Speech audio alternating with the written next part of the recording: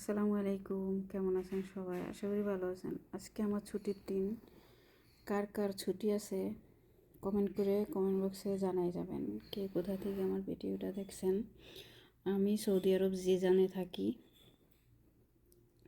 Jizan থাকি। আমার আজকে ছুটির দিন। কার কার প্রতি শুক্রবারে ছুটি আমাকে জানাবেন। আমি আজকে চিংড়ি মাছ দিয়ে লাউ শাক ভাজি করছি আর টক রান্না করছি তেলাপিয়া মাছ, আর হচ্ছে আপনার সমুদ্রের মাছ ভুনা করছি। হচ্ছে আজকের আমার খাবার ছুটির দিনে ভাত।